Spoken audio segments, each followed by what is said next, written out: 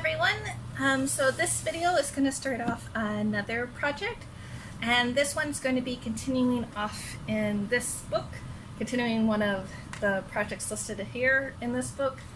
And because I started off, my first project was these knife-eared pillowcases, and I did that because I actually had two pillow forms that I needed to use to make into actual pillows that I could use on my couch, so I started with that one first.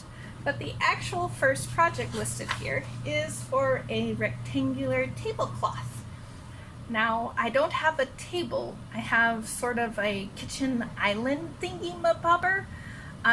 So I'm going to take this, but it's going to be much smaller, and it's going to be more like a table runner, I think is what it's called, because it's not going to cover the entire table, and it's not going to hang over the edge very far. It's going to be really much, it's going to be basically just like a covering of cloth to make my counter look more like a kitchen table, look better and easier to clean, I guess.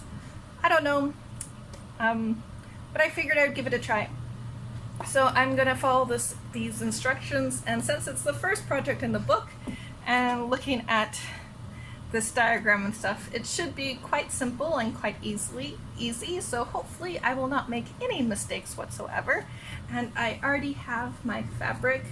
I thought this was a really cute understated design, and it is in cotton again, so it's the same type of fabric I used to make the pillowcases. The pillowcases were cotton twill, so they were a little bit sturdier. This one's kind of soft, but hopefully it should be okay as a tablecloth. So I just have this one piece of the fabric. It's a little bit small, so when I measured it out, it's going to just barely fit my counter island. There's going to be very little over the edge. So, and this is the only of this type of fabric I have. I have no more, so if I mess up with this, that's it. So I might have to undo seams and stuff like that if this goes all wonky. But hopefully it shouldn't. Oh, and this is only 1 yard of fabric. So we'll see how it goes. So I finished ironing it out, and I have pinned in place the hem basically to make the tablecloth. The instructions in the book told me to use glue and to iron out these and then glue it down, but I don't think that's going to really help me too much. I also don't have fabric glue, so I wasn't going to do that, and with my ability of measuring, I didn't think relying on just looking at it and then ironing down 2 inches was going to really work for me. So I just decided to pin it all, and hopefully that will work. I am using the entire yard of fabric, which is why you can see the frayed ends here. And so we'll see how well that goes.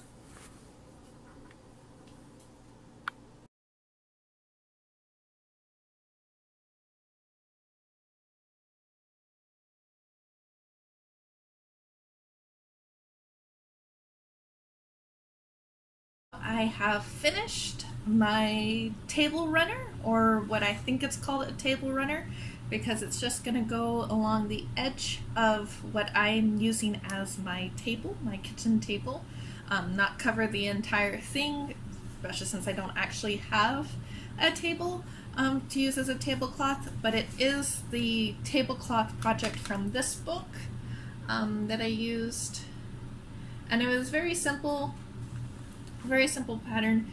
I, however, didn't follow this step by step. because it wanted me to use fabric glue. I didn't have any fabric glue, and it wanted me to use fabric glue here for the corners to glue them down, and I didn't need to. The fabrics, because I used this whole piece of fabric the way I got it from the store, pre-cut, when I folded it down it landed nicely, and I didn't really need to glue it to keep it in place. So I didn't use any glue, and I also didn't actually iron down, because in the book here it wanted you to iron down the edges. I didn't actually iron them down. I just folded them over and I pinned them in place, and then I sewed along. So, and I'm not actually sure, I did what is called the edge stitch, because I sewed kind of down the middle. You can't really see it because my the thread that I used is very similar in color, which I wanted to do that, but I kind of sewed down the middle here instead of the very edge. Didn't do that on purpose, but I did use as small as I could.